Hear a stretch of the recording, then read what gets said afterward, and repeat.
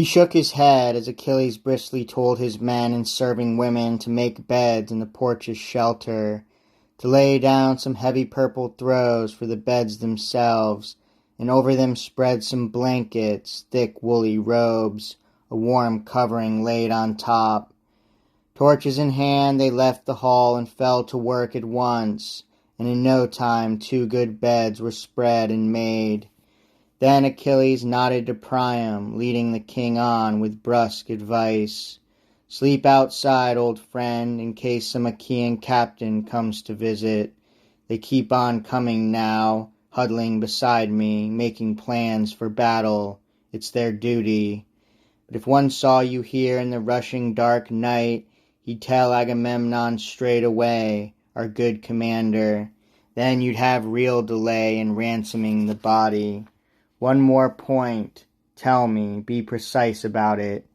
How many days do you need to bury Prince Hector? I will hold back myself and keep the Argive armies back that long." And the old and noble Priam answered slowly, "If you truly want me to give Prince Hector burial, full royal honors, you'd show me a great kindness, Achilles, if you would do exactly as I say.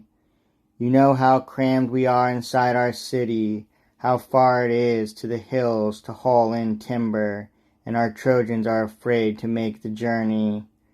Well, 9 days we should mourn him in our halls.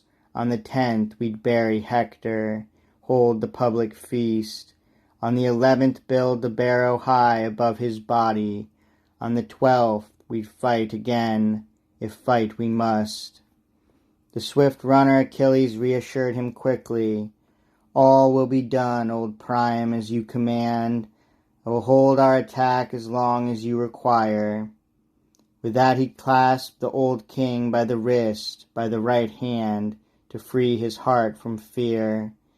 Then Priam and herald, mind set on the journey home, bedded down for the night within the porch's shelter. And deep in his sturdy, well-built lodge Achilles slept with Briseis in all her beauty, sleeping by his side. Now the great array of gods and chariot-driving men slept all night long, overcome by gentle sleep. But sleep could never hold the running escort. Hermes kept on turning it over in his mind. How could he convoy Priam clear of the ships, unseen by devoted guards who held the gates? Hovering at his head, the escort rose and spoke. "Not a care in the world, old man. Look at you, how you sleep in the midst of men who'd kill you, and just because Achilles spared your life.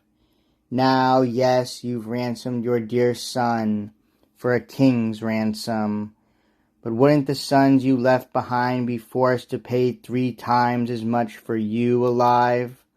What if Atrides Agamemnon learns you're here? What if the whole Achaean army learns you're here?"